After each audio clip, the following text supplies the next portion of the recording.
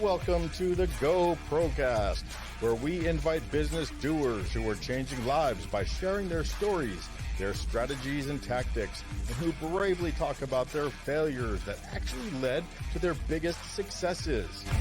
Now it's time to go pro with Jeremy Torres. My guest today on the PROcast is an international speaker, author of 30-Second Success, Ditch the Pitch, and Start Connecting.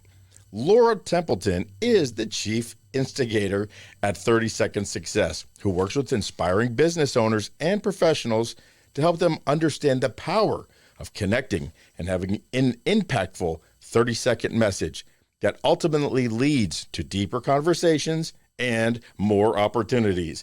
Please give a huge PROcast welcome to Laura Templeton. Hi, Laura.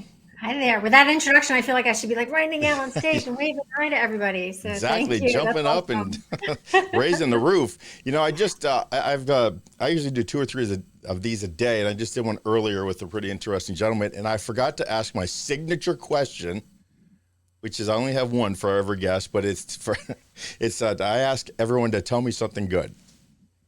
Tell you something good. Oh my gosh. There's a lot of good, right? I absolutely love life. Life is great. Have a great family. Super excited about the clients that I'm working with that are making an impact on this world. So it's all good. Good. That's all good. All good is really good. So welcome to the PROcast. I appreciate you taking the time. I've watched a couple of your interviews, and I think we have the same attitude towards business and people, which is just connecting. And your system, 30-Second Success, is all about making that first initial contact, and actually the first impression is the most important, right? So it's about getting off on the right foot, so to speak. Yeah. Yes, and that's the system is really simple. It's something that I learned years ago, and I just made it work for me. So it's really about, the biggest thing people need to understand about your 30-second message. It's not about telling people everything that you do. It's really about getting people to want to know more and so starting don't talk to build as fast as I can, as possibly can, just as fast as I can tell the whole story in 30 seconds because I have a lot to say about myself. And don't make it an opera, right? Me. Yeah. It should be about who I help and why I help them. Absolutely. That's the simplicity of it. And when you can remember to keep it simple and short and sweet, you're golden. It really. That's awesome. Just simple and sweet, and that people will remember. Yep. That's really good. How did you come across this? What did you used to do, and how did you make this whole business surrounding this? Because this is a really big business. A lot of people, spend a lot of time understanding and honing their elevator pitch. And you're like, this is my lane. How'd that happen? So it's funny that you asked that question because, and I do get that asked a lot because it's like, why is it's so different, right? Because I could teach about networking and I could teach about so many other things. But when I started really focusing on that 30-second message, the reason why I did that is I had a tremendous amount of training in direct sales. And then I always use networking as part of my marketing strategy. So I networked with a lot of different organizations, but there was one organization in particular that I stepped into in a leadership role with. And I found that the women in this organization were struggling. I would watch these amazing, confident women just literally fall apart when it came time to do the 30-second message. I had one woman who used to run to the bathroom and hide, so she didn't have to do her 30-second message. Wow. And it was sad because I just knew what they were capable of. And I was like, they don't have to be afraid of this if they knew how to do it. And I started getting requests to find someone that could come in and teach. And I'm like, well, I know how to do it. So I started teaching the women in my organization, and then word got out to other chapters of my organization and other organizations. And I started getting more and more requests to speak. Yeah. And about a year into it, I came home one day and I said to my husband, I think I'm going to start my own business. He's like, what are you going to do? So I told him what it was. And he goes, are people really going to pay you for that? Like, they already are. Exactly. Yeah. Oh, that's great. Where did you learn how to do this? Where did you learn the trick to the 30 seconds and some YouTube stuff? And I know I learned from Tony Robbins the whole deal on one of his retreats. But where was your biggest influence on how you crafted your advice? So a lot of what I've learned over the years with networking and relationship building and connecting and building connections comes from that direct sales arena, network marketing. So I had been involved in network marketing for quite a few years and built a number of teams in different organizations, and absolutely loved the connection piece, the relationship piece. But Brian Tracy was my biggest influence when it Eat came the to, frog. yes, yes, Eat the Frog. He really has a formula about creating your message. But like I said, I took what I learned and I just kind of tailored it to work for me. Mm. And so, what do you say people start with in crafting their 30-second message or the story of them? Yeah, it's really not about you, right? It's really about your ideal client. So it's really understanding who your ideal client is and diving deep into what it is that they struggle with day in and day Mm. out. What keeps them awake? It's not just that surface pain, it's the pain Yes. behind the pain. It's that real deep problem, right? What's keeping them awake? And then Right. really understanding how you align or you serve them. Coming from a heart of service is a big piece of it. So how do you Yes. serve them that then can take them from struggling with that pain or problem to being successful? Right. And do you practice different sort of deliveries? Because I know there's one delivery if you're literally at a networking event with somebody with a cocktail in your hand, it's 1-to-1, or you're standing up in a room full of 40 people at a networking event. So you have different kind of delivery systems for that. Yep, absolutely. And that's one of the things that yeah, absolutely. Like I words aren't like that one. coming Ask out. Lucy. Absolutely. Yeah. So one of the things that I do teach a lot of people is you have your 30-second message, but you also have a very strong one-line sentence for when you're in front of an individual, when you're having that one-on-one Yeah. conversation. That's powerful. And again, that really comes back to understanding who your ideal client is, what they're struggling with, and how you serve them. Right. And I like the question, especially with the 1-to-1 scenario. I like to ask them the question because it's like setting the hook. They have you ever heard of? Instead of just going in, this is who I help. Well, I help people who I help small businesses with. Have you ever heard? And then I state this problem. And then people will say, yeah, but how do you help them? Now they're interested, they're leaning in, and Right. they want the answer. It's closing that loop. There's a word Right. for it. I forget the word. It's a Russian word or something like that, or Greek or something. It's psychologically, they want to close that loop. So listening now. So So they I have a just, question for you then. yeah. Do you answer them right then and there, or do you invite them to have a conversation at a later date? Well, I typically answer them then there. Usually it's because it's a networking event or something like that, or it's somebody who I'd like to do business with.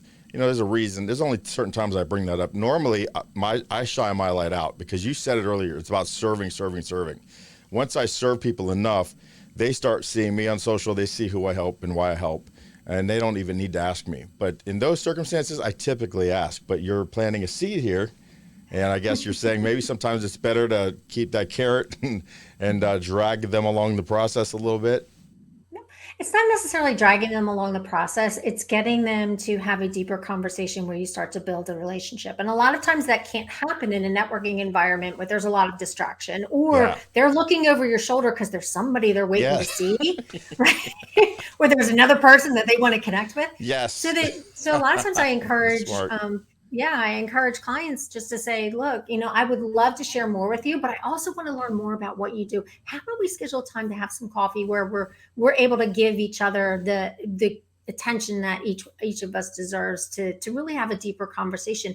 And then that's where those deeper conversations grow into relationships, right? Right. It's taking them offline out of a networking event and really start to build that relationship. And that becomes a deeper connection for you. Right. And we call those virtual coffees here, especially Yes. after the shutdown. I don't Yeah. use the C word. I call it the shutdown. I refuse to acknowledge it anymore. It's done. It's done. It's But over. yeah, virtual coffees though changed my business, changed my wife's business, and it really did free up so much time because even if I meet someone face to face and I take it to a virtual coffee, within the first 5 minutes I can kind of get the flavor. Is this somebody I want to be in their orbit and vice versa, or end the call, abort, thanks for joining, and then 86 them, or we just connect, right? And then that turns into a real coffee if it's local, and or it turns into just us following each other on the socials. So that connecting is what it's all about. So from your 30-second pitch, once you start, go through it, is it end with a call to action, or do you have sort of where you turn it around, the spotlight to them and ask them how they do it? How does that transition? How do you suggest people handle that? So you're doing your 30-second message in front of a large group and you're getting, starting out, I tell people, don't start with your name, end with your name. And the reason for that is if you start with your name, number one, you're not grabbing the attention of your audience, and you only have about 7 seconds to grab someone's attention. Yeah, So yeah. you either want to start with a really great statement, a really great question, or a really, so it's a great statement, a great question, or a great comment, right? So that's how you really want to start it. And then it's ending with your name. You always want to have that call to action in there. A lot of people Yes. forget to tell people what they want them to do once they've grabbed their attention. So your call to action is very important, but ending with your name and company is so important, especially in the day and age of in-person networking. Now, I do a lot of virtual networking, but I do the same in person. And the reason why I tell people in person is make sure that you say your name and your company at the end, even if the bell's being rung, because people want to write down your name so they remember to connect with you. And So now they're that's the actively value. listening Yes, throughout the whole thing. because you've grabbed their attention from the very beginning. A lot of times I'll make a really strong statement or I'll ask a really good question in the beginning that gets people to tune in, because a lot of times they're distracted by what someone else just said or what they're going to say. They're trying to figure all that out.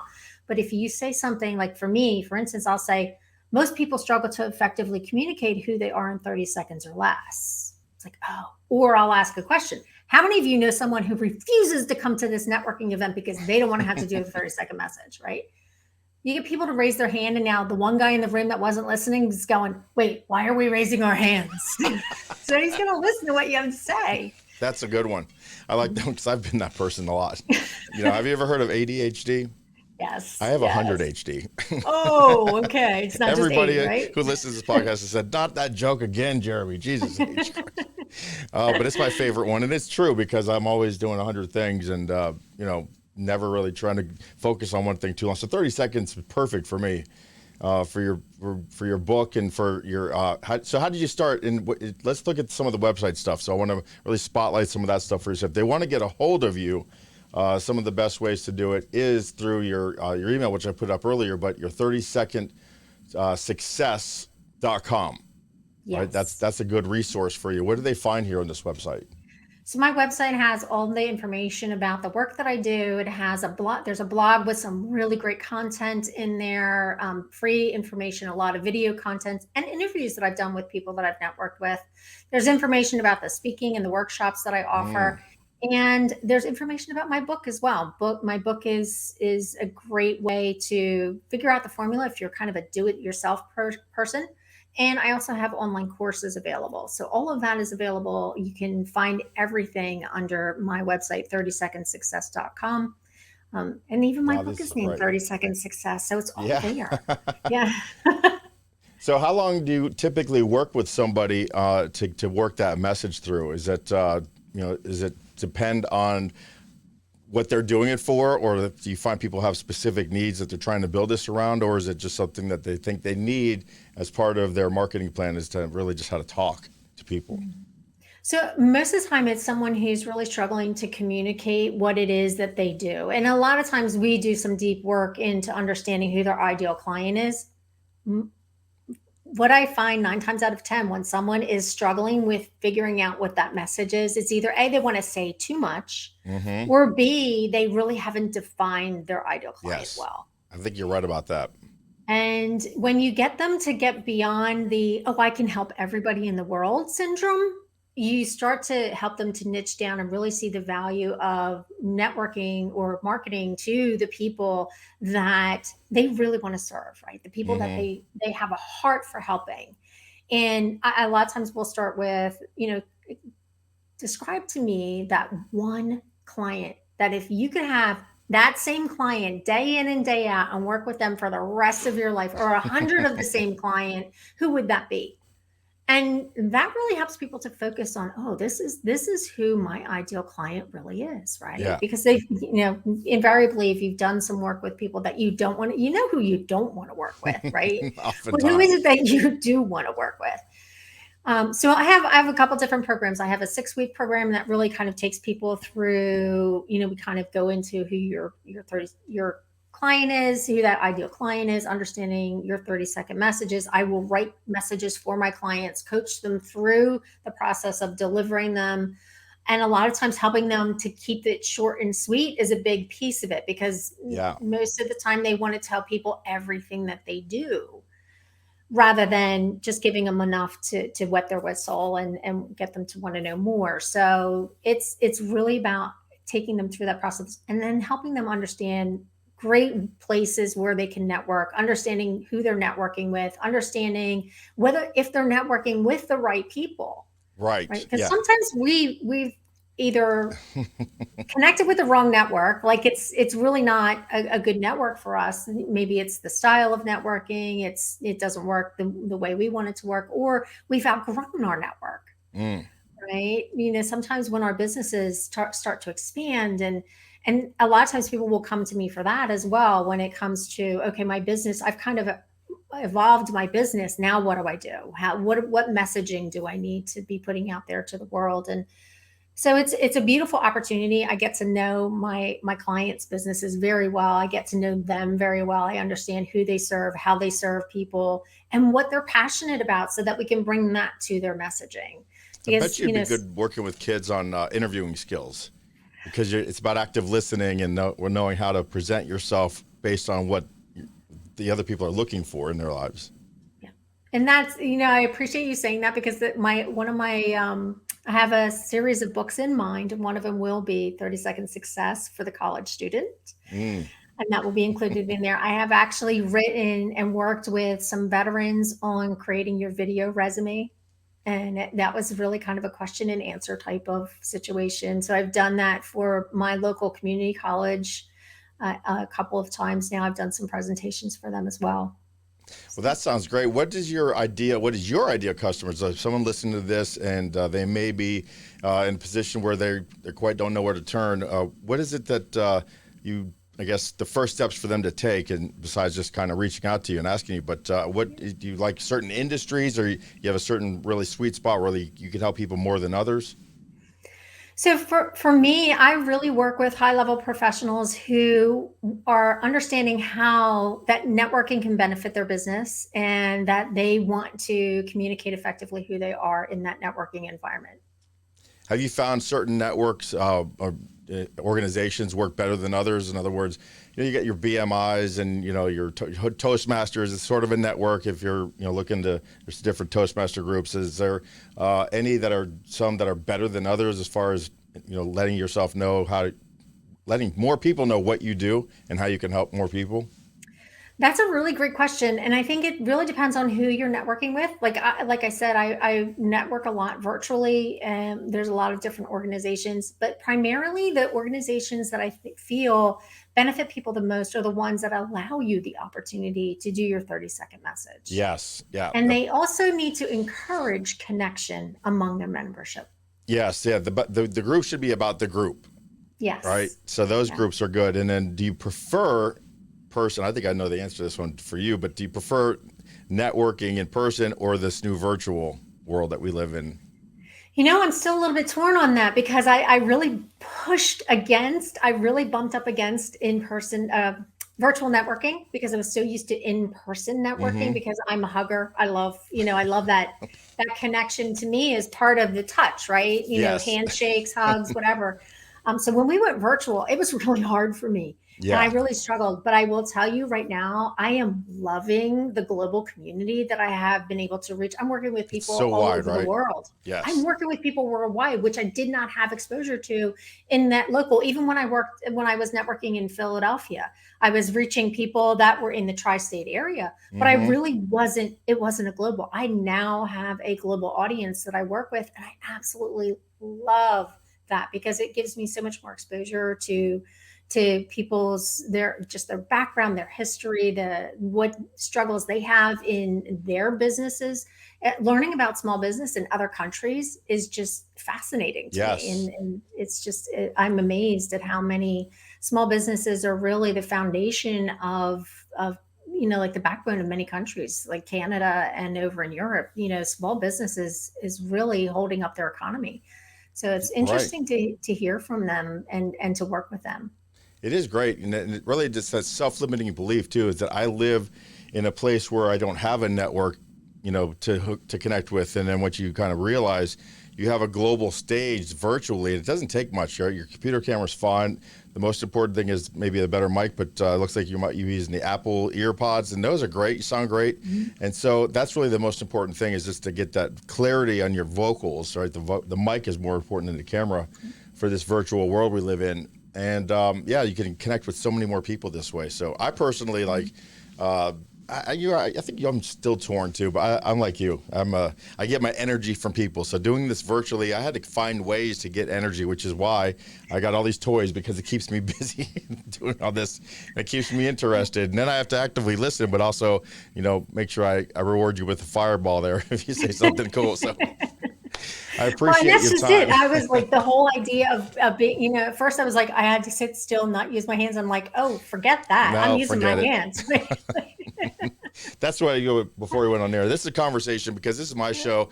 I can't be what I'm not, Mr. Straight Lace, interview asking. Oh, that's just so boring to me. And who's going to listen to that? And people, they seem to like it. So we're going with it.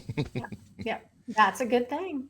Yeah, so I appreciate your time spending it with here in my audience and letting us know the importance of your 30-second success with your message of you and who you help and why you help them. It really is right in line with the way that we look at our principles around here, is to make personal relationships and not transactional. And doing that is basically making it very clear about everybody else in your life and who you're touching. And so doing that in 30 seconds is really important, because that's all you got, really. Well, thank you very much. We're gonna put you on hold in a second. I'll be back with you in a second. I want to say goodbye to everyone who's taken the time to tune into this show. We have gone and hit the 1,000 subscriber mark, so we appreciate that. It was very big. So please make sure to hit that the like and the subscribe and all that stuff, because it really does impact who sees this show and who we can help. It makes it a much further reach. And we like to help people around here, as we said, go pro. So see you next time.